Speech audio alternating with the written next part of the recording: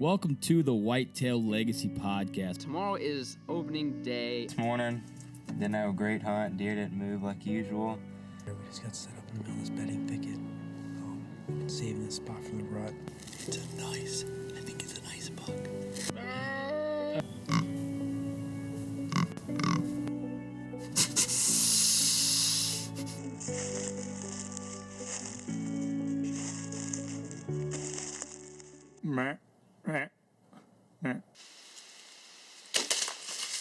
Boom! Hits a 170. That was money. I think he's down right over there, maybe 10 yards. Whitetail Legacy Podcast, bringing you back to the hunt and leaving a legacy. Baller rut. What is up, guys? You pumped from that intro or what, dude? That just gets me jacked every time. Here we go. Another week, another podcast.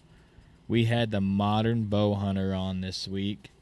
Real glad this guy can come on. You guys got to check out his Facebook. He's a pretty talented writer, even though he says that he really isn't. I think he's real good. We're about to hurt some feelings on this this episode. I mean, there's some stuff on here we talk about that is a little bit different than what we normally talk about on this podcast, but I think it's cool that we went over it. We talk about, we talk quite a bit about how about, people putting down people for shooting smaller deer or shooting something they wouldn't shoot. I think that's something that happens a lot, and I'm glad we covered it. It's the bad part of hunting. Yeah, it is, and I'm glad we covered it. And like I say multiple times, most of the people are doing good things out there, but all it takes is one bad person or one person to bring down a whole post. But like I said, make sure and check out his Facebook, Instagram. I think this guy, I mean, he's been around for a year. He's got a really good following already. This guy's going to grow to be pretty big, I think, and I'm super glad he came on. Message behind this one, man, eat what you shoot. You know what I mean? I think that's a good message, And be proud of it. Yeah, and be proud of what you shoot, Anybody out there that's listening that, is just a gun hunter and gets down for that, don't listen to the haters, man. We got haters. We don't listen to them. You hear us shout them out a lot, and we get heat from them, but we don't care because they're always going to be there no matter what you do. Yeah, you could have a hater and then you change it up to make them happy, then you're going to just piss somebody else off. So just do whatever you want to do, man. So we're glad we could put this episode out for you guys. I hope you guys enjoy it.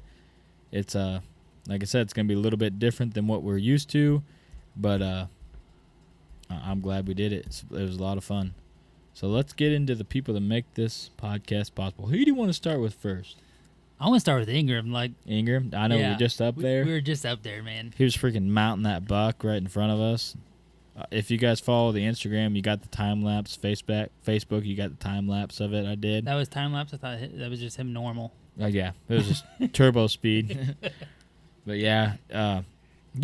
Dude, every time we go up there, I just like Ingram more.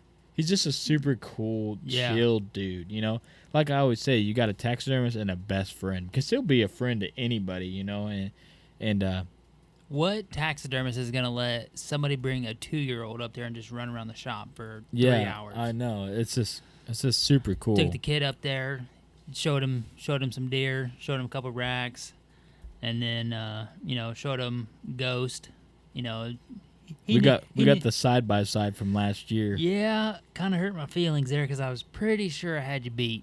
It's pretty equal. I want to get the trophy tape back on him. Yeah, my butt, it didn't score very well. But yeah, it's a great deer. Yeah, they're both really solid deer. Yep. I just the side-by-side look. We'll see what they look like Not mounted. looking good for me. We'll see what they look like mounted. I'm excited. Well, they're both going to look big mounted. I can tell you that. Yeah, so dude, the buck he was mounting there was a stud, and he was just like he was speed. I mean, the time lapse looks fast, but he was speeding through it. And when I got the finished pick of that buck, I was like, dude, it's crazy how much he's like you see mounts and they're all the same. He is getting better like every mount he does. Well, from the time I left Saturday night till you took that picture Sunday night or Monday. Yeah. I mean, just the amount that it changed there, because he got the detail in the neck going later as it was drying out. Got the brisket all detailed. I mean, just oh man, dude, it was. I took a close up pic of my buck's eye work. Yeah. Tonight, and man, it's good. We can't say enough about Ingram. We hope to be doing something pretty special with him and promoting him on Facebook here soon. Let's get into ECW calls. We hope to be doing something pretty special with him and promoting him too. And we end up giving him some huge news for partnering with the podcast. He's super excited. Gonna make an effect on a lot of people and be a big promotion tool for him and just doing good things, you know. Yep. Everybody here, you know, that's what we're trying to do is do good things, good people, get in contact with good people. Yep. And that's, I mean, like we always say, our partners are just unbelievable. Man, another baller, man. That's all I can say. They're just straight up awesome people, and to believe in us when we were just starting out and small, and we're still small. I know we're tiny. It's just tiny compared to whatever else is out there, but we can't say enough about ECW calls. Excited to use them this season, grunting and rattling. It's gonna be a good time. Let's talk about the veteran, the VIP. What you got, dude? We use their broadhead to shotgun a beer tonight. It's homie's birthday tonight, so we're looking around for something to shotgun a beer with, and they're laid a veteran. So I was like, oh yeah, cut the can clean in half. Got to pass through on a solid 12-ouncer. Got to pass through a Busch Light can. No, we use it. We do not promote you using that. But we did do that tonight, and it worked great. We're not saying, you should do it, but we did it, and it works good. Just if anybody is at that, pivotal moment in their life where they need to shotgun something, and there's a veteran broadhead laying around, it'll do the job. All you need is a tip. Yep, that's all you need. That's all we use. So that's the best marketing line we've ever used. Matt's gonna be super impressed on this one, guys. So, but in all honesty, they're doing awesome stuff, man. They got a lot of stuff coming out. We're excited about just to be along for the ride. And what's super cool is we've grown this connection with Matt, and we've become friends with him, and now we're gonna get to spend years with him and his company as he grows, watching us grow. And I can't say enough about Matt. That guy he's a super big promoter of this podcast. I mean, he's sharing everything. He's supporting us. He's messaging us and giving us ideas and stuff like that. I mean, just awesome. You know what's even better? Tomorrow, you can buy your veterans at Walmart. I thought it was the 5th. Yeah, that would be tomorrow after this podcast is out. Oh, yeah. Okay, yeah. He's always on it, man. Ryan, he's always on it. It's his birthday. He should be hammered right now, and he's still on the dates. Yep. But yeah. And hopefully we got a commercial coming out from ECW at Walmart. I'm hoping we can make that. Veteran. Or veteran. God dang, man. I'm stumbling on my words bad tonight, man. But, yep. We can't say enough about you, Matt. He's another baller. That's all I can say. Yeah. We got a special VIP veteran broadhead shout out tonight. It's going to be the guest of the podcast's dad. It'd be Chuck Gadsby. He was stationed in Fort Leonard Wood, North Carolina. That's where the guest was born. North Carolina, yeah. Well, he did a little moving on us. Yep. Chuck was Marine Corps, as a Lance Corporal, 1986 to 1990. Thank you, Chuck. We hope you listen. Your son did a killer job, and he's doing a killer job putting a good face to bow hunting and online presence. We hope you enjoy, and we can't say enough for your service. Thank you from everybody here at Whitetail Legacy, Chuck. We hope you guys enjoy this episode. Like I said, it's going to be a little different than what we normally do. A little bow ethics, little spread some love on social media instead of some hate. And if you hunt, support it. If your buddy hunts and he hunts different than you, support that, because that's how he does it. That's all we can say, right? That is right. All right, we love you guys. Here we go. What is up, everybody? We got Jeremiah Gadsby on the line. How's it going, man? What's up, guys? Where you calling from? Franklin, Pennsylvania. Ooh, Pennsylvania. I've never been to Pennsylvania. You in the Little mountains? small Or?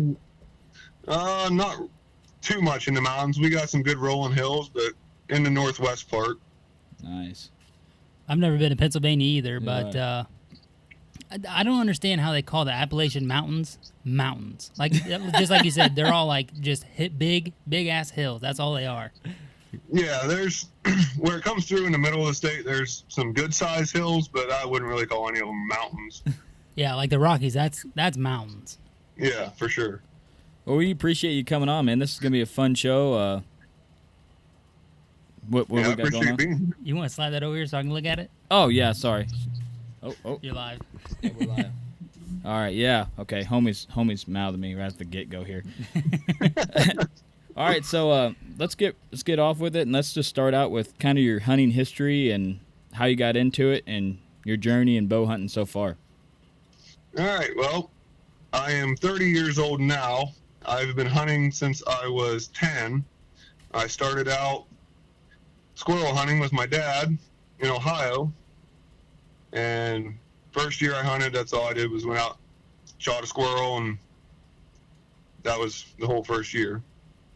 And the second year I went deer hunting. And the first 2 years, or 3 years I hunted were in Ohio. Shotgun only for deer, which really isn't that fun. And didn't get anything. And then my parents split up after that, and both my parents are from Pennsylvania, so my mom moved back here, and I started rifle hunting here. Got my first deer when I was 14, and just rifle hunted all throughout my teenage years and into my early 20s.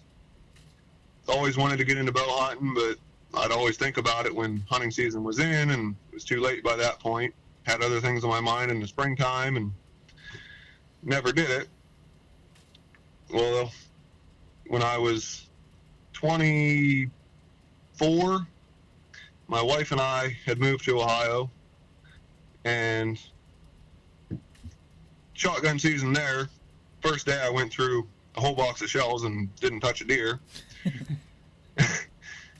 And decided the next spring I was getting a bow because the shotgun thing just wasn't working for me. So I got into bow hunting then, and pretty much haven't looked back. But it was definitely a big journey getting into from the start, and I didn't have any guidance really going into it. My dad wasn't into archery. Nobody I really knew was into archery. I just knew that it was something I wanted to do to expand my season and hopefully give me a better shot over a slug gun. So the first couple years were pretty rough and unsuccessful, but definitely learned a lot. And with not having anybody to really teach me or guide me along the way, thank God for the internet. YouTube, baby. Yeah, exactly. YouTube.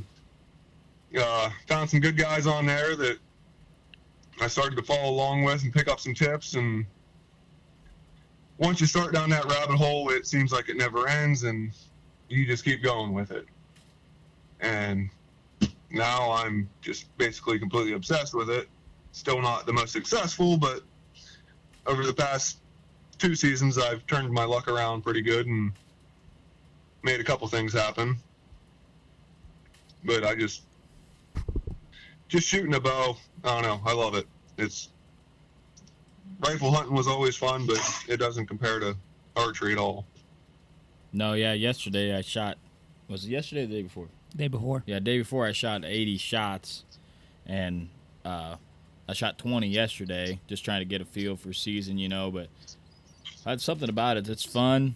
My little boy is starting to get involved now, so that's fun, but when you started out, you talked about small game, and I think that's where pretty much everybody starts. That's where like it gets instilled. My dad wasn't a hunter either, so I learned all bow hunting and stuff by myself. But the guy who owned a bait shop rabbit hunted a lot, and that was the first person that I actually went hunting with. Yeah. And then I got some buddies that got into bow hunting, and one of them sold me a 70-pound Darton bow, and I was probably like 12. I could barely pull it back, and I remember I used to get off school and like try to pull it back, over and over, and then I finally got it, and I probably had like 7 different arrow links, a couple different broadheads, But I ended up shooting a little basket rack 8-pointer, and then it was game over for me after that. So, but yeah, once you get that first one down, man, it goes from there. Yeah, just like you said, going back there, you didn't really have any guidance when you got into bow hunting. And, that's kind of like me, my older brother bow hunted, but, we're 5-6 years apart in age, and, he had bow hunted quite a bit. And so then I got a bow when I was 16. And, it didn't take me long to figure out that it's not quite just like shotgun hunting, because shotgun hunting, you're hunting around the rut. But when you get a bow here in Illinois, you can go out there October 1st, and it can be slow at times. Didn't take me long to figure that out. Yeah. Well, that's the thing, too. Like, I prefer the early season. I mean, the deer are somewhat still in a summer pattern, and it seems, I think you can kind of narrow them down a little better. You get closer to the rut, and it's all luck at that point, pretty much. When's Pennsylvania season start?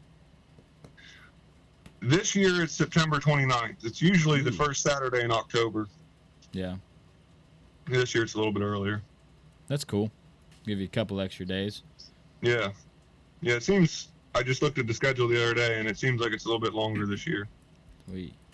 Well, I can't believe I'm about to say this, but I'm glad that Illinois is like, it's October 1st every year after year. You don't have to wait until like the 6th of October one year, and then the next year it's like October 2nd is what you're saying, Yeah, it's a different day pretty much every year. But we can't have Sunday hunting, so if we had a set day and it fell on a Sunday, we couldn't go out.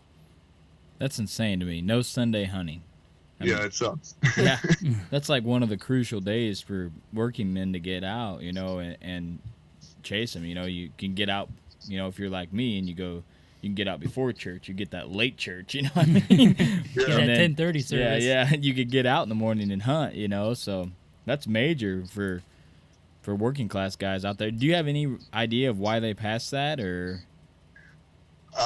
I don't really know. I mean, that's the way it's been for a long time. And I read something not too long ago about it, back when the Quakers were here, and it was a religious thing, you take Sunday off for a day of rest and all that. And it's just always been that way since. They've been pushing for it for several years, and the Game Commission's all for it. They are on the hunter side when it comes to trying to get it passed through the state, but it just hasn't got passed yet. So hopefully sometime they'll do it, but as of right now, no Sunday. And it sucks for the working man. I mean, luckily with my job, I got a pretty flexible schedule. As long as I put my 40 hours in, my boss doesn't really care what hours I work. So if I can go into work at 4 o'clock in the morning, I can get off at noon and have all afternoon. Nice. But if I got to go in at 7 and work till 3:30, then you know, when the season starts getting later, I don't have hardly any time after work to get out there, and you know, by the time I get to the woods and then get prepared, get cleaned up and descented from being in a machine shop all day, you know, I ain't got much time. Yeah, I love early season. You get off work and you throw your gear in your Oz bag and hit the road, and you're ready to go hunting, man. I like that you get that extra time in the morning and or in the evening, I'm sorry, get that extra time after work early season. When that daylight saving times hit, man, it's like, well, that's done, you know. Yeah. Evening hunts are done, so. When the season starts, I mean, I got till 7:30, 8 o'clock. And then you hit that daylight savings time, and days are getting shorter as it is. I'm cut down to 5:30 or 6 real quick. Yep, for sure. I keep forgetting that you guys are an hour ahead of us when we were scheduling this. I'm like, okay, he's an hour ahead, so. Yeah. So, but I'm excited about this episode because we're going to talk about, you know, a lot of times we tell hunting stories on here, but this one's going to be, we're going to talk a lot about, you know, ethics of hunting, different thought processes, different preparation ways of bow hunting. So I think this is going to be a cool episode to kind of switch it up. Mm-hmm. So, what do you want to cover first, man? This is your show. Well, you get into all that, and the way I was always brought up with hunting, it's for food. And not everybody puts that first. And I don't have a problem with other people's views. You know, it's a free country. Everybody can do what they want. It's fine. But in my opinion, if you're going to go out and take the life of another living creature, there should be a good reason for it other than the size of the rack. And I think that that's what a lot of hunting has come to now, and it's sad to see. And I think that with all the anti and non-hunters out there, the way that it's portrayed to them is that's what hunting is all about. It's all about the trophy. It's all about just putting antlers on the wall, and that's it. Nobody ever shows, very few people ever show the food part of it, which is, in my opinion, the biggest part of it. So to them, they have a bad representation shown, and only something like 6% of the population in America are hunters. So when the other 94% have a bad image of it, and this is democracy, everything comes to a vote, we could lose this real quick. It's a privilege, it's not a right. And that's been shown in numerous occasions over and over again, with bans on baiting bears or hunting bears or mountain lions with dogs or whatever. If people have a bad image of it, they're going to vote against it. And this isn't something that we as hunters want to lose, nor as conservationists can afford to lose, because really hunting drives conservation 99%. Nobody puts in more money for habitat restoration or wildlife management than hunters do, with license fees, tags, the taxes on guns and ammunition, bows and arrows and all that. In 1937, hunters implied or suggested that a higher tax was put on all this stuff to go for conservation. I mean, all the anti-hunters and animal activists, they go out and they talk a big talk, but they don't really do anything. It's us putting that money in. So if we lose that, then nothing's going to get done. And we can't afford that. No, I think, go ahead. I said most definitely not. You know, I'm right there with you. I don't buy any burger at my house. I haven't bought burger for 3 or 4 years. Honestly, I can honestly say that we just don't eat it. We eat deer. Yeah. You know, we eat a lot of deer. We eat a lot of turkey if I can kill them. And Yeah. and then mushrooms, man. We eat any kind of mushrooms that you can pick from the woods. We eat them. You know, not just morels. We chickens, hens, and we eat them all. You know, and I think, like you said, I think that is lost with a lot. The market trend, you know, big bucks sell product, and that's the same thing with anything. You know, I mean,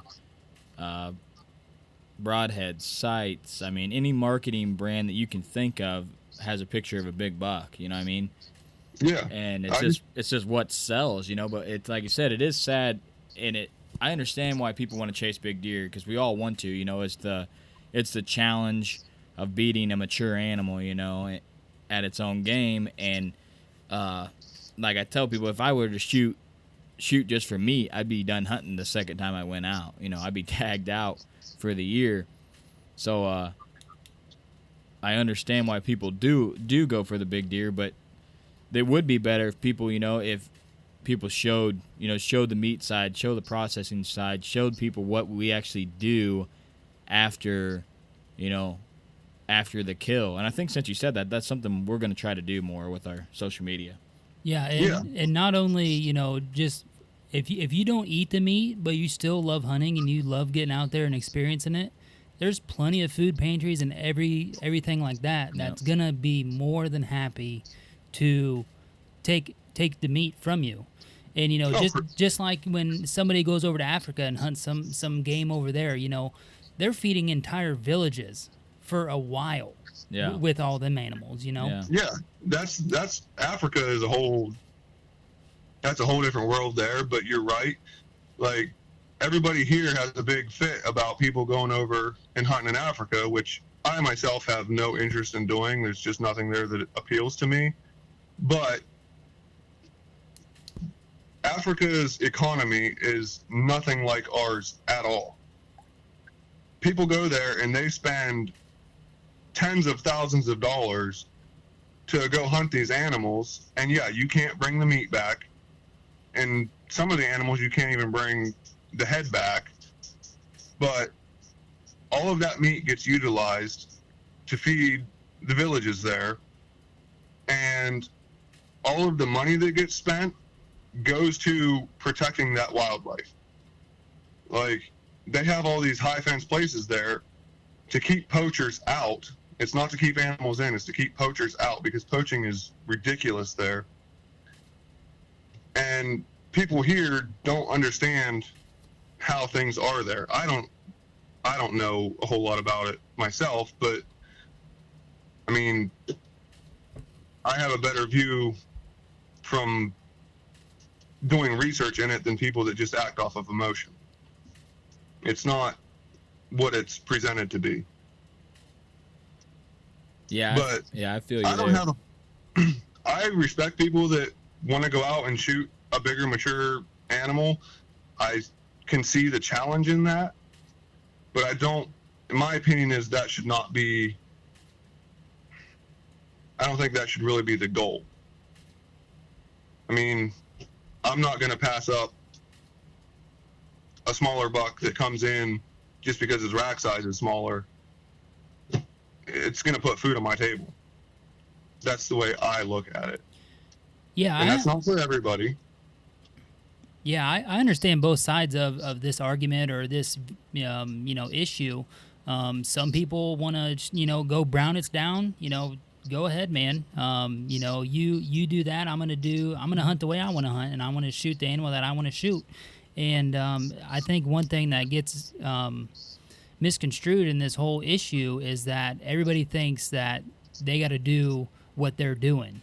Like, you have to hunt the way that I hunt because I said so. Well, no, it's not. You get to hunt the way that you hunt. Nobody's telling you how to hunt. So go out and do your thing and let this guy go over here and do his thing, Yeah, and there's so much fighting and arguing around this topic on social media and in forums online and stuff. It's ridiculous.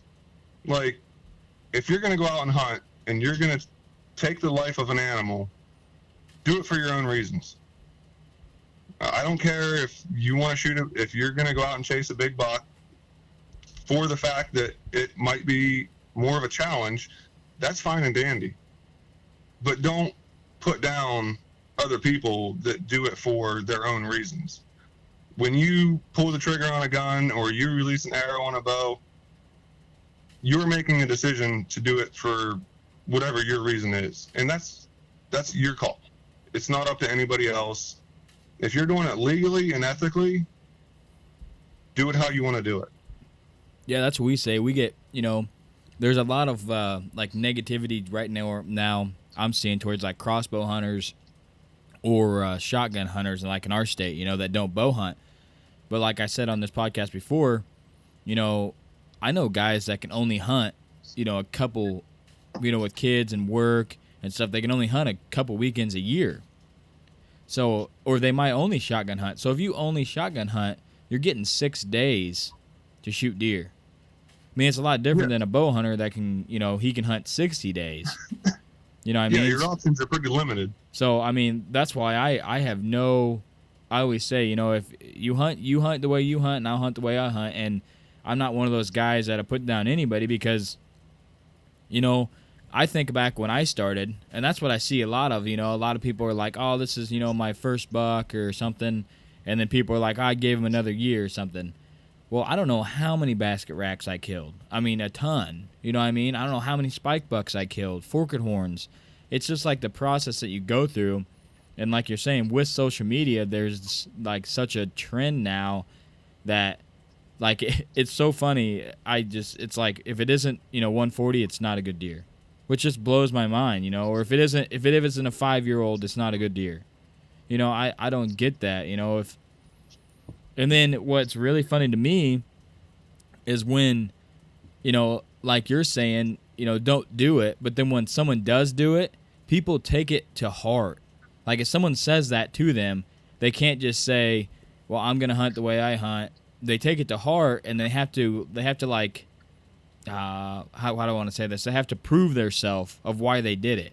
Instead of saying, I bought a tag, this is what I wanted to shoot. They have to like talk their way through of, well, I thought he was older or I thought he was bigger. No, if you shot the deer, be proud of it. And you don't have to explain yourself over social media, especially, or, there's podcasts where people have came on and done whole podcasts about, shooting a small buck. I just don't understand how they can't just be proud of it, And like we always say, we got haters of this podcast, Let the haters hate, man. You're going to have haters no matter what you do. You just got to keep rolling. And those haters should be your motivation to just keep doing what you want to do, because it doesn't matter. The average age of hunters right now, I'm not sure the exact number, but it's older than us. It's like 50 to 60, 45, 55 age range. Yeah, the number that popped in my head was like 47, 48. Yeah, that's the average age of hunters.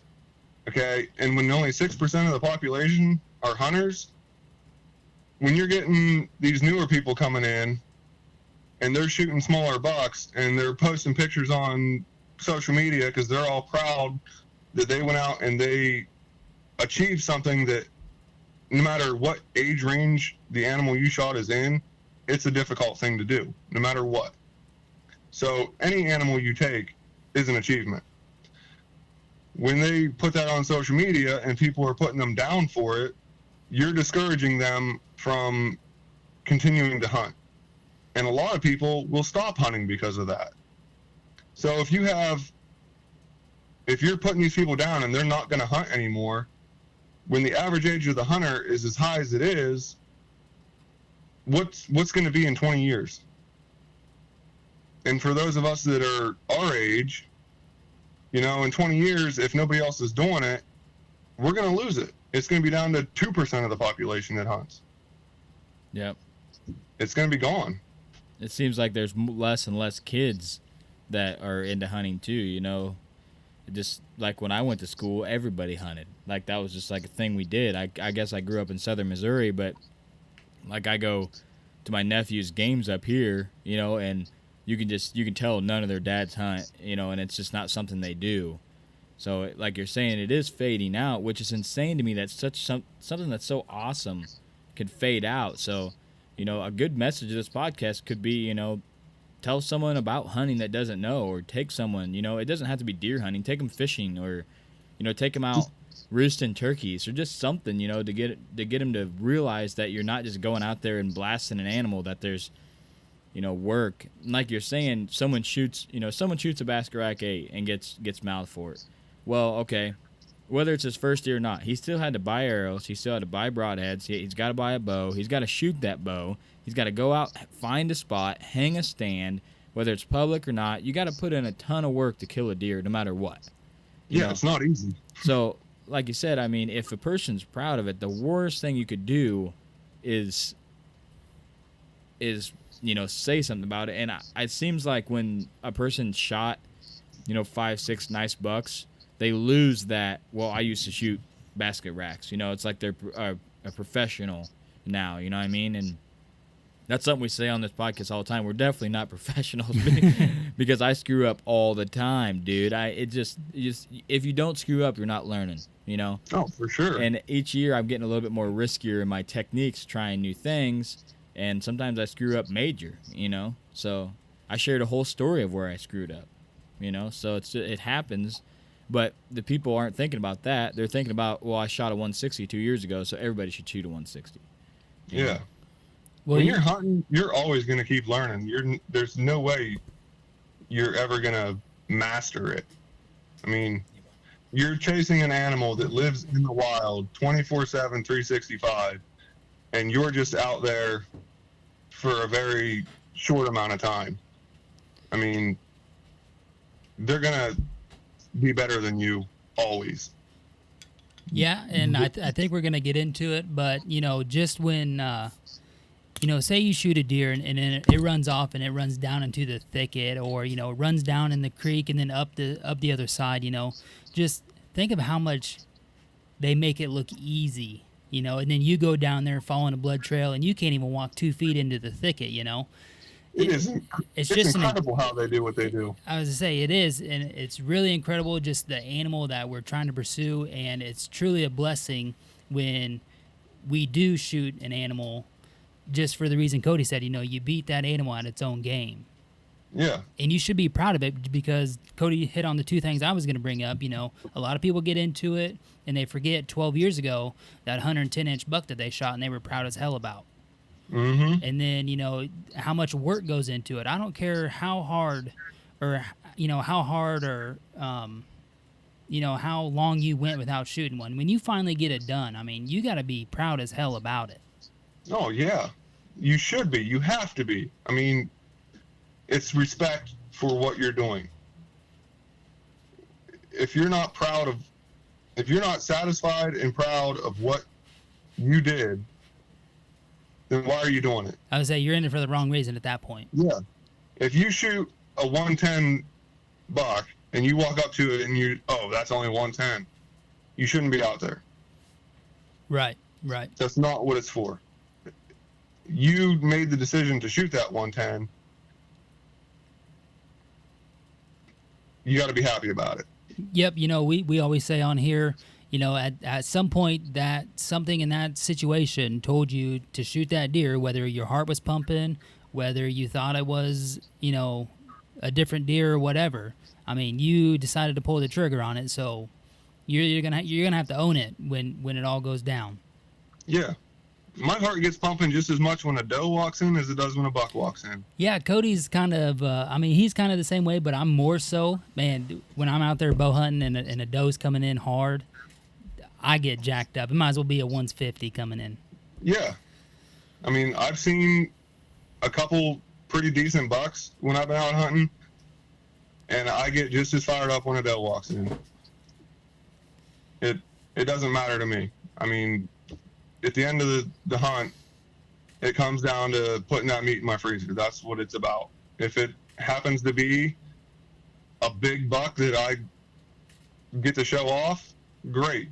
If it happens to be a small buck, I'm going to show it off just the same, because I'm going to be just as proud of it. It's an achievement. Hell yeah. Dude, if you share Forked Horn on your page, I'm sharing it on Whitetail Legacy Podcast. Dude, well, I can't shoot a forked horn because we have an antler restriction here. Oh, But Yeah, so they got the antler restriction and they can't hunt on Sunday. Oh, man. yeah. All right. Sounds like I will not be living in that state. Yeah. Well, I tell you what, they started the antler restriction. Oh, I don't even know how. It was 10-ish years ago, maybe a little bit more, and everybody threw a fit about it when they started it. But before they started that, it was pretty rare to see a halfway decent buck, let alone a buck at all. And since they started that, the buck population is way up, and you see a lot more better class bucks. It kind of sucks when they're coming in and you got to sit there and look at it and count points, but it's definitely helped the population. So is it a point restriction or a width restriction? I can't remember which one Pennsylvania is. It's point. There's two different, depending on where you're at in the state, there's two different ways you got to do it. Some of the state, it's 3 points on one side, and some of the state, it is 3 points up, not including the brow tine. So where I'm at right now, it's 3 up. So it has to have a G2, G3, and a main beam. Okay. The brow tine doesn't matter. Got to be a 6er. Right? It could be a half rack, 3 or 4 point, whether it has a brow tine or not, Okay. or 4, 7, whatever, or 7 or 8. As long as it's got 3 on one side. Is that It what I'm has to getting? have 3 on one side, not including the brow tine. Yeah. Okay. So there's also some state out east there, and they have to have a 16-inch minimum spread. Yeah. Well, that I would hate to be in that state, because how are you supposed to measure that? I heard it on some podcast, and I can't remember which one it was, but there's a state, and they have a width restriction. Yeah, I couldn't do that. I'd have to take a ruler with me and be like, nah, it's close. Yeah. I mean, it has to be 1 inch long to count as a point. That's relatively easy to judge, but how are you supposed to judge width? I had no idea. Outside its ears, maybe? Something like that. Yeah, that'd be difficult. Yeah, for sure. This is fun, man. Yeah. Just to get A little different. Yeah, just getting the feel out there. And I know it's going to be cool because people are going to be listening to this, and there's going to be completely different sides of the ball game. But like we say, most hunters are good people. There's a few people that aren't, they're in it for the wrong reason, but most people are in it which blows me away, because like on ours, we get like sad faces and stuff on some of my posts on Twitter and stuff, and then I've been turned in already for, a picture, and they don't understand that we love these animals. I think about them like every day, It's like, they don't understand that, how you can love something but want to go kill it and eat it. But Yeah, I mean, the stereotypical hunter, which really is pretty much no hunter at all, these people, anti-hunting people, think that we're just bloodthirsty murderers who don't care at all about wildlife or animals in general, and that really is nobody. There's pretty much no hunters at all that are that way. I mean, I've got 3 dogs and a cat, and I love them just like my stinking kids. I love animals, but I also love to eat them. I say they just happen to taste real good. yeah, I know. Medium rare. That's I'm one thing. I'm not going to eat my dogs and cat, but I love animals. But, I mean, and it's like 97% of the population eat meat, but yet only 6% hunt. I know. That's insane. What's the difference? That vegan that's listening just turned us off. Yeah, he's like, meh. Well, that vegan probably kills more animals than we do. Yeah, I know. They don't understand how much their soybean fields and whatever else, how many animals they kill every year. I would say he's eating their food. Yeah. I mean, there's millions and millions. You get down to insects or rodents or whatever else. A farmer in big agriculture is killing millions of animals. And these vegans, because they're not doing it themselves, think that they have a hand in it. Oh, there he is. No, there's the dogs. What's the dog's name? We'll get him live on the podcast. Oh, there's 3 of them. There's Rocky, Dozer, and Audie. All right, man. Well, they're live. Yeah, somebody beeped outside. But it's a big misconception, and I mean, I don't eat a whole lot of grocery store bought meat anymore unless I run out of deer meat, which is a tragedy. But a lot of people do, and there's literally people out there that think that meat is made in a grocery store. If you're eating meat, an animal is dying regardless. You either go out and do it yourself, or you pay somebody else to do it for you. It's that simple. And when you do it yourself, I think the meat just tastes so much better, just because of the fact that I know the accomplishment and the work that went into putting that meat on my table. Yeah, I got my almost 3-year-old. Every time he eats now, I tell him what it is, and then he'll ask, "You shoot it." It's like I told him, he understands where it comes from, and then there for a while, if I didn't tell him I shot it, he wouldn't eat it. So we'd be eating like a steak. You shoot it? Yeah, man. I shot it. You got to do what you got to do as a dad with a 2-year-old. Is he like asking you if you like eat mashed potatoes? Yeah, no, it's got to be meat. Oh, just he meat? understands that it's meat. But yeah, it's like pig. He understands I don't shoot pigs now, but cows. Well, you might. You're gonna. Yeah, steak. He's confused at, but yeah, he always asks. Do you shoot it? I said yeah, and he goes, oh, he's always like yummy, because I want to instill that in him at his young age to know that that's the main goal, and then antlers are a bonus. Yeah. But I'm glad we went through that. I think that's something that a lot of people should hear and think about where they're at, on it. But we got another thing on our list that I want to touch up. I want to talk about staffs, man. I think that's something that can go either way, and I think we could be on this one for like hours, And Probably. I get it for some people. I get it for some companies. That's what I want to say. I get it for some companies, right? But some companies I don't, And some companies, I'm on a staff, and they treat us really good. I mean, I'm on Luminox staff. Been there for a while. I'm proud of it. They treat us really good. It's something that I used anyways for a long time. So I know the guy personally, and he asked me if I would do it, and I said, yeah, I'd love to help the company grow. I think, what do they have, homie? 200 staff? Yeah. They got 200 staff in the United States. So I think when it's like that, it's okay. You're helping a company grow if you believe in the product that you're doing, and you're not just doing it to post that you're on a staff. But it's the companies that have 10,000 staff, that I don't like.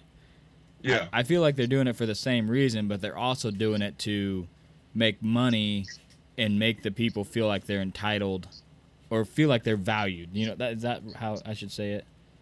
I don't know it's valued, but like That they got them something? hooked. Yeah, they got them hooked. Oh, you only have to use us as this company, but probably 3/4 of the people actually have used that product for years and years. And the other quarter is they just want to be a part of something, which that's cool too. Like, I mean, everybody wants to be a part of something. That gives you something to live for.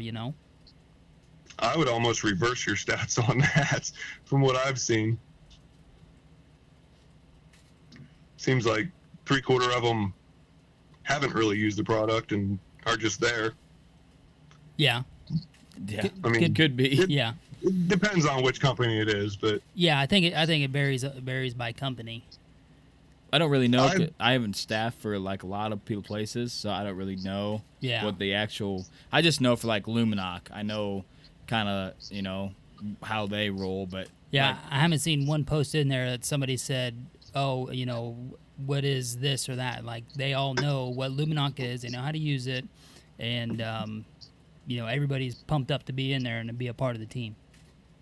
I've been in a couple of staff, a couple staff groups on Facebook where there's literally been people post, "What is this and why am I here?" Like you were just added to the field staff group just because. Right. And that's, I don't understand it. But even the people that do want to be there, I mean, I've seen both of you guys post stuff for Luminoc just in the past couple days. And that's what you're supposed to do. If you're on a staff for a company, your job is to use and promote their products in order to help grow their business. But a lot of them just use their staffs to sell their product too. And they don't care if these people are promoting their companies or whatever. And there's a lot of people out there that just want to get on every staff that they can get on just to add it to their resume or whatever that they're on a staff, and they don't do anything to promote a company. I've seen people that are on 15 to 20 field staffs, and yet I haven't seen one post that they've made representing that company. So why are you doing it? What is the point? I mean, I don't know if they think they're going to get like Insta famous or something, but I think at that point it just goes back to, you know, what we said. You know, they just want to be a part of something. You know, they just want to say, well, I'm part of this company. And, you know, I mean, you're not really. I mean, you are, but you're not, you know. I mean, Yeah. It's a weird thing. I think people do it to, you know, there's a lot of teams and there's a lot of podcasts starting up, and they all want to grow and they all want to achieve things, you know.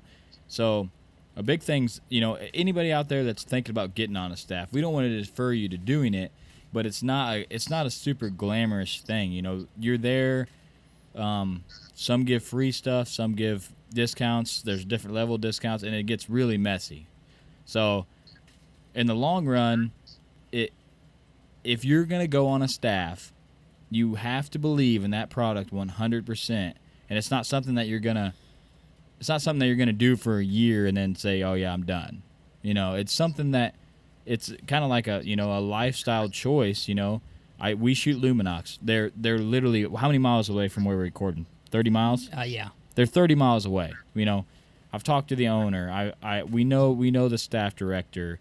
I mean, he's asking us if we want to go on hunts and stuff on Facebook. You know, the guy is a super cool guy, but some staffs aren't like that. But it's kind of like a lifestyle choice. If you're gonna rep a product, you better believe in it, for one, and for two, it's basically work. You know what I mean? It's you know, you pro staff or staff, whatever you are promotional staff. You're not a pro hunter. You're a promotional staff. So that's a big misconception on pro staffs. A lot of people do not understand. It is not. A lot of them, it is not professional. It is promotional. Yeah, it's promotional staff. That's what you are. That's your title. You know. Yes. So when you walk into one, you kind of got to expect to get out of it what you put in. You know, and if you're not doing what they ask, and me and Ryan, you know, we got into this, you know, and we have some awesome partners. Some partners that we're not staff on, and some partners that we are, and we don't associate Luminoc as a sponsor of this podcast. That's just something that we're doing for them because we believe in that company, and we believe that a small local company, just like the Veteran Broadhead, you know, a small veteran company should get more rep than huge name brand companies, you know, and that's why we're doing it for them. But the huge name brand companies, they don't really need any more representation. They've got it. They're in catalogs, magazines, TV shows. They have the outreach that they need. It's the small companies that, I mean, they need the help to get started and get their name out there. But you're right. You said if you're a staff for a company, it's a job. You're working for them, and your compensation is either free product or discounted product. If you're not doing what you're supposed to do as a staff member, you shouldn't be getting that. Yeah, I believe that 100%. Yeah, you know, that is. that's And I don't even understand how some of these companies that have several thousand staff members, like, how can you even afford to give a discount to that many people and still make a decent profit? it's got to be minute, you know, Yeah. 10% or something, you know, but Yeah, I was just say I don't want you guys to get on a staff or whatever. And you might be on a staff, you might not be, or you might be thinking about it, but just don't get in there and think you're going to get half off, or you're going to get 75% off, or you're going to get a ton of free stuff, and you're going to be set, every year that you go hunting, because it's not like that. And just like you said, Jeremiah, you have to put in the work. Or sometimes these staffs or these companies, they'll kick you out because you're not doing your part. You basically sign an agreement, or you have an understanding that you're going to post about it. You're going to refer people to this company, use this product, and go about it like that. And if you don't do it, sometimes they'll just dismiss you. Which is rightfully so. So Yeah, they should. yeah, it's kind of it's a foggy topic, and I see a lot of it, and the more I get into it, the more I see it, We were actually just talking about this today, weren't we? Yeah, we've been offered staff for a couple places, and we've turned it down just because it's not, what we want to do, because we don't, we don't mind repping a product if we agree with it, but if it's not something that we're going to use all season or every year, it's not something we want to be a part of, and that's where people have to decide, is this something that I really want to do, or is this something that I want to tag on a picture? But if you have 10 field staff and you're proud of every one of those field staff, rep them, man. If that's what you want to do, because most people, you have to start on a staff. I mean, you don't get paid sponsor. You can't just show up to the game and say, hey, man, I want paid. You got to prove yourself, and the only way to prove yourself is start somewhere. Yeah, you got to work your ass off to get there. And like you guys said, I'm not trying to discourage anybody from joining a staff or whatever. I've been on a couple. I've left all but one of them at this point. I haven't been on social media that long, really. I'm just under 2 years and getting into the whole hunting section of that a lot less time. But since I've gotten into it and seen what's all out there, it's just like, is this stuff for real? Like, I don't understand how half of it makes any sense. And if you're gonna be part of a company, which joining a field staff or pro staff, whatever they call it, you're being part of that company. You need to believe in it, you need to use it, and you need to represent it. Yeah, I believe in that 100%. Just like Cody said, it's a lifestyle. You have to be okay with, posting on your personal page 1 to 2 to 5 times a week. Some companies might be that extreme, and you got to do your part. Or and if I wasn't, I would feel weird about getting a discount. Just like you said, you need to put in the work. That's the way I view it. Well, that's the way it should be viewed, in my opinion. I mean, there's not a lot of people in America who don't look at it that way, but that comes back to your work ethic and how you were raised and all that.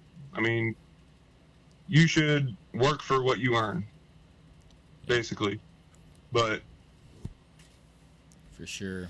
Well, I think we should move on. We talked a lot about... we hammered that pretty good. We talked about a lot of taboo stuff on this episode, which I like. It's different, but I know you shoot a lot of 3D. I know you shoot your bow a lot. So I'd like to go over kind of how you practice and what makes you a better bow hunter, Well, nothing makes me a better bow hunter.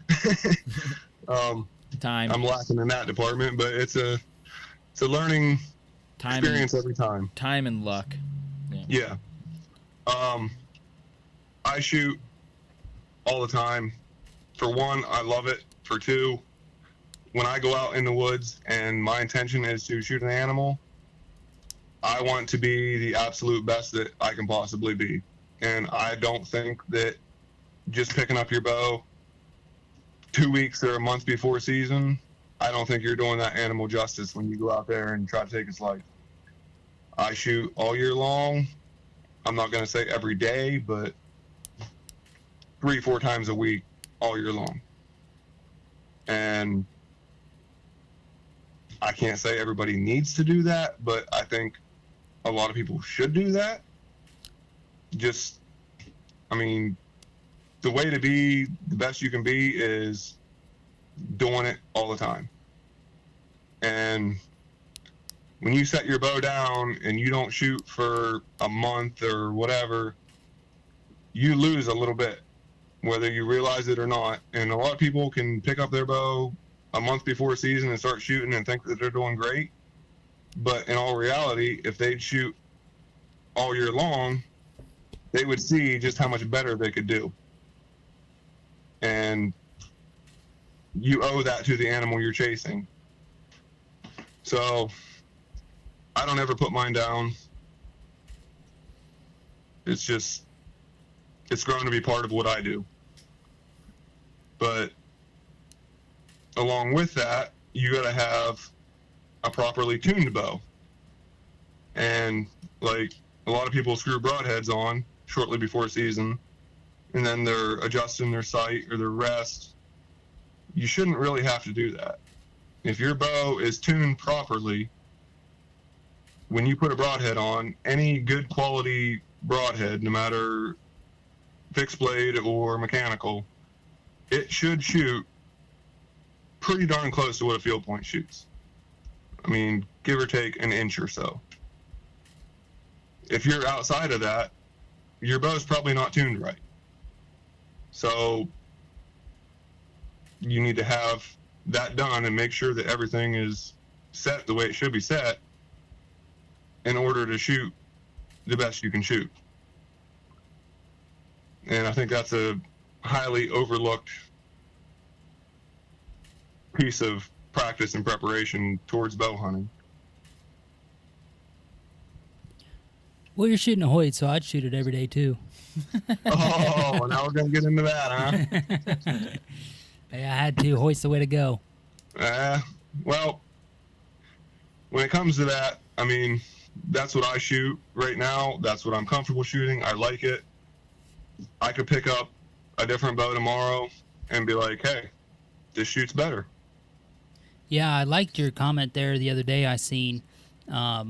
You know, you're not subscribing to buying a new bow every year. You know, you're shooting the Power Max, and, you know, that's fitting you, and you're loving it right now, and that's what you're shooting. And, you know, you're not buying into having to get a new bow and keep up with everybody else. You know, you're doing you, and you're loving what you're doing. Yeah, if I was a hardcore target archer, which, like you said, I shoot 3D, I try to do it as much as I can. But the only reason I do that is just to get out of the backyard to practice. I mean, I don't really get into it for actual target archery purposes. If I was doing that, then I probably wouldn't shoot the bow that I shoot, and I would have a target bow with, I don't know how you say it really, but just a better bow for target archery. With like a 96-inch stabilizer. Well, that, but I mean, you get, like, my bow has composite limb pockets. It's got a cable slide instead of the roller guard. All that stuff, for a hunting aspect, I don't think it plays that much of a difference. When you get into target archery, those very fine details do play. They do come into effect. Oh yeah, yeah. When you're trying to be, I shoot a if you're trying to shoot Matthews. Go ahead. if you're trying to shoot a dime at 50 yards, then those little fine details make a difference. Oh yeah, for sure. If you're trying to hit a 9-inch kill zone on a whitetail, it don't really matter. Yeah. If you can put your arrow in there, that's what counts. Yeah. People doing doing it with self bows. So, I mean. Yeah, exactly. I mean, I want to be as absolutely accurate as possible, but for my application, I don't need to go spend $1,500 on a bow and another $1,000 on accessories. It's not reasonable or justifiable, in my opinion. I can get it done with the cheaper stuff. I don't go as cheap as possible, but I also don't need to spend $3,000 on a setup.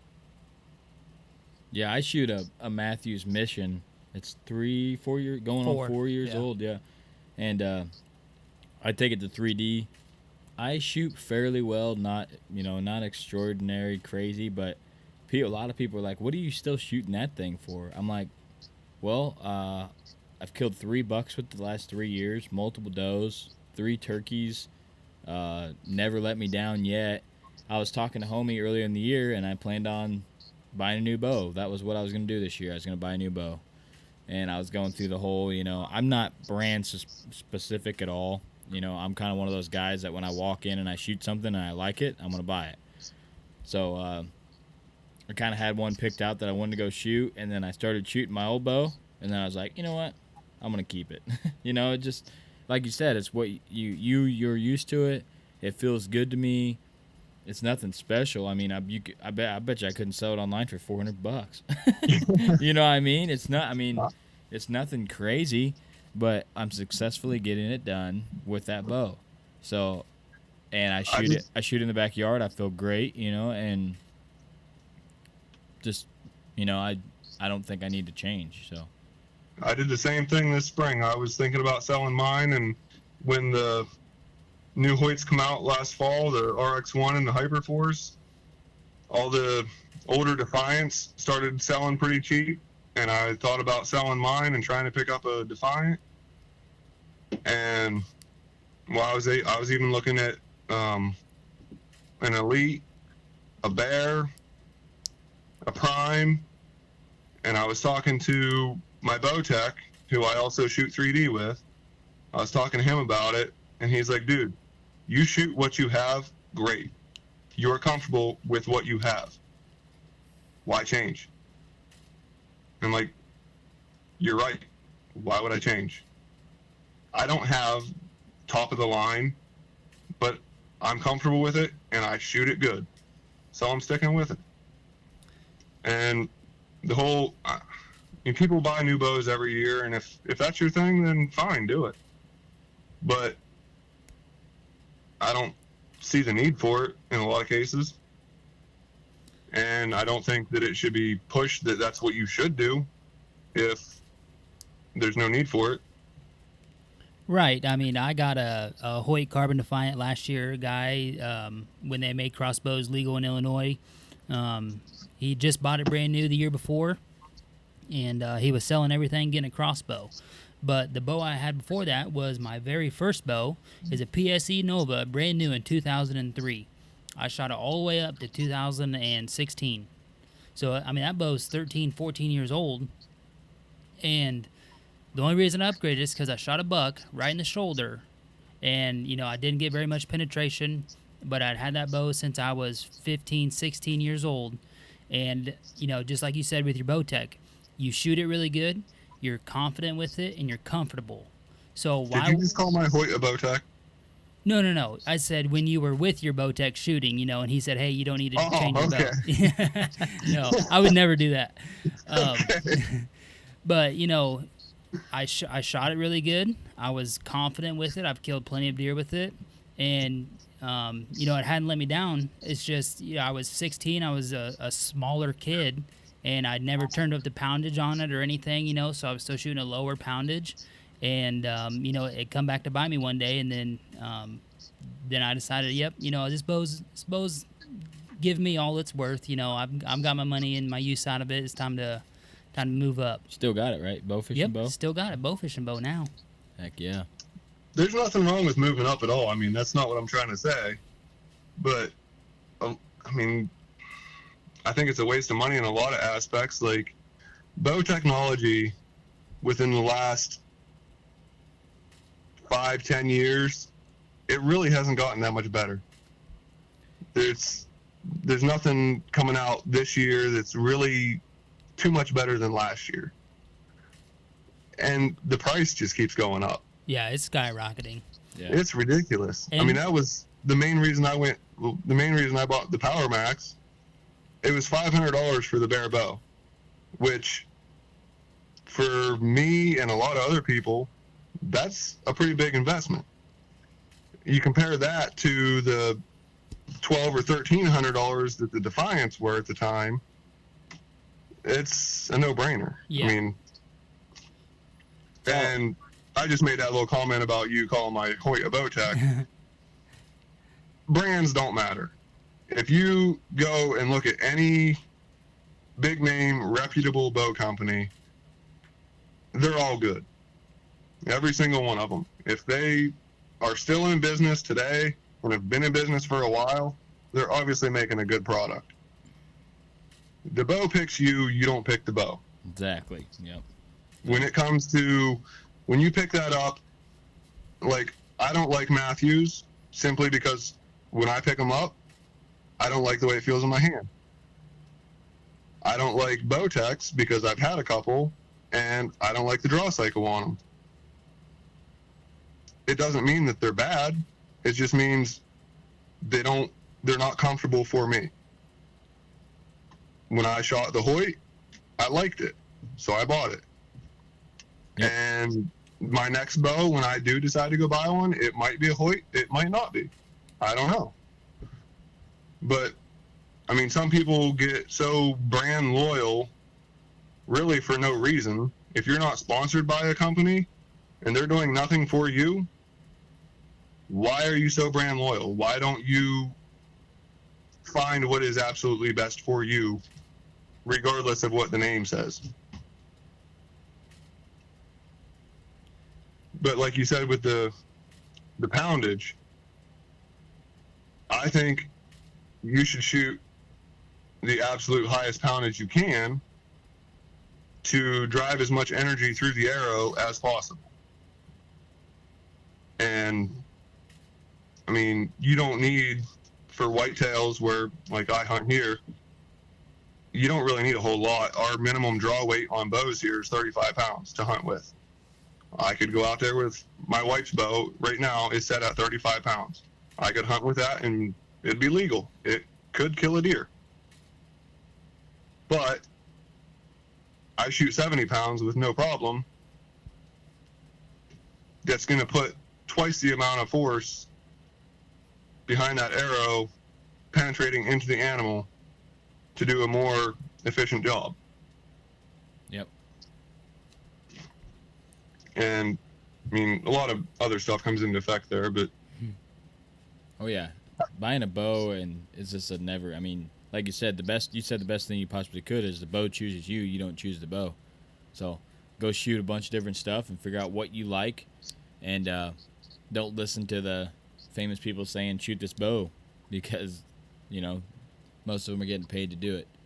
Unless you can tell if someone really digs what they're promoting. You can just tell it in their voice. You can tell it in how they promote it. It's not, and you can tell who's being phony. Yeah, for Pretty sure. easy to spot, but. Pretty much, if somebody famous is saying you should shoot this bow, they're definitely getting paid by that company, and there's nothing wrong with that.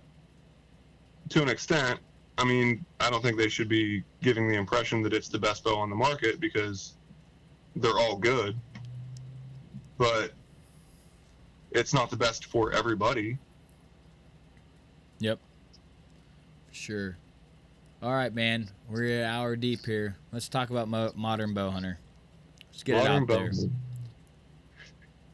Well, that's a page I started. I have Facebook and Instagram. It's basically, when I first started it, it was because, like I said, when I got into bow hunting, I had no direction or source of knowledge, and by no means am I an expert or know everything or whatever, but I wanted to try to do my part through my learning curve to help other people who are getting into it, maybe give them a source of information to help them out. And I'm just shy of a year into it and pretty happy with where it's grown to. Didn't think it would get this far, but I mean, it's grown into a little bit more of like what else we've been talking about here with why I hunt and all the controversial side of it. Yeah, that's one thing I will say to listeners. You put a lot of your writings on there. I dig that a lot. I've actually wrote a little bit because of your writings, which is cool. Where are those at? Because I need to read them. They're in the archives, man. You need to post that. I might send it to you. I'm not gonna post it yet. I'm not Right. a writer. But I like to write stuff down because you know, it's just like doing a podcast. It's just a different way to express yourself, and makes you think about the stuff that you're writing down more.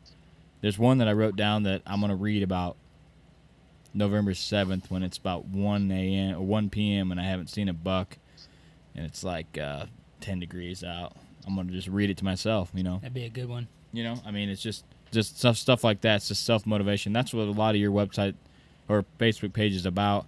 There's a lot of good articles on there, a lot of good writings, different stuff, just like this podcast that people don't really talk about. They might be afraid to talk about because it's kind of like you might upset somebody's feelings. I'm upset right now. Like on this podcast, I feel like we upset someone's feelings. I mean, I think we did.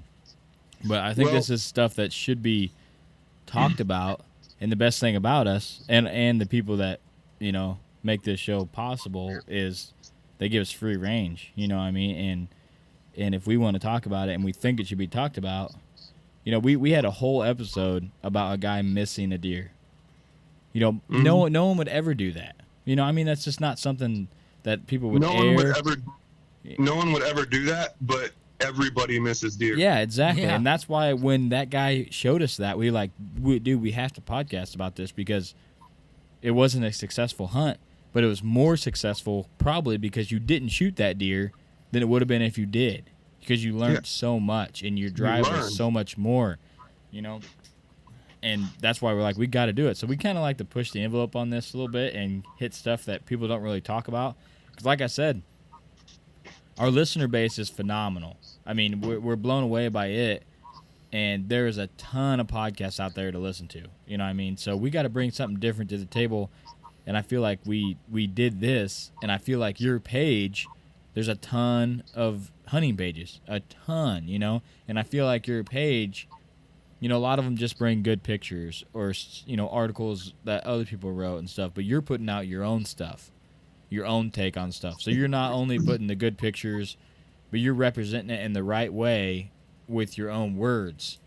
So I think, just like we try to be different, you're being different, and that's why you have the following that you have, is because people are recognizing that you're showing, a different side of hunting than all the 1,000 other pages that are out there. Well, I really appreciate you saying that. And some of the stuff that I post, before I post it, like, it takes me a while to write half the stuff that I write because I'm not good with words or talking, or this podcast has been kind of hard for me to get through. But when I write stuff, it takes me a while. And before I post it, I'll think about it. And, well, what if somebody doesn't like this? Well, what if this what if this causes a debate? Yeah, send it. Because, what did I have before I started this? Nothing. I didn't have any, not that I'm anywhere in the outdoor industry, but I didn't have anything to start with. So if somebody doesn't like it, I don't lose anything. So what? Yep. But a lot of people have liked what I've done, and that's a big surprise to me, really, with the way I see things going on social media. It's really surprising that people have been so receptive to what I've done.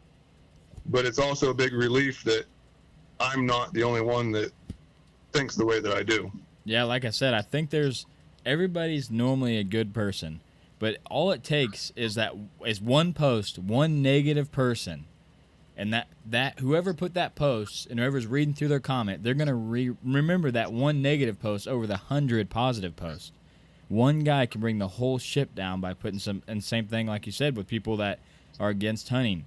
One bad person putting a post up or doing something unethical or breaking the laws, and stuff like that, that puts a bad rep on all of us. That's why I think you're getting the following that you are, because most of the people, especially since we made connections with this podcast, most people out there are trying to do the right thing, and they love hunting and whitetail deer just as much as me and homie do, you know? Yeah. And that's one of the number one things about this podcast is just connections that we get to meet. Like me and you, we would have never talked before if we didn't have this podcast, you know? Yeah. It's just, if you didn't have the podcast and I didn't have the page, we would have never met, you know? I mean, you're in Kentucky and we're in Central Illinois. He's in Pennsylvania. Oh, Pennsylvania.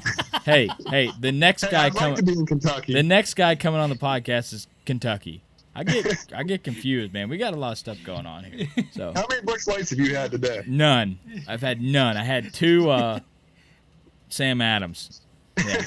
I've only had 2. I'm actually 1 and 7/8. 7/8, yeah. We nailed the percentage on that right off the bat. But so let's get your message behind Modern Bowhunter, and then we're gonna wrap this up, man. Well, my message is basically what this whole podcast has been about. Just trying to show and promote the ethical, moral side of hunting and what that is, in my opinion. It's not all about how many inches whatever animal scores, whether it's deer, turkey, elk, moose, bear, whatever. Whenever you're out hunting these species, everybody wants to know how many inches the antlers were, how long the beard was, how long the spurs were, how big the skull was. None of that stuff matters. That's all I don't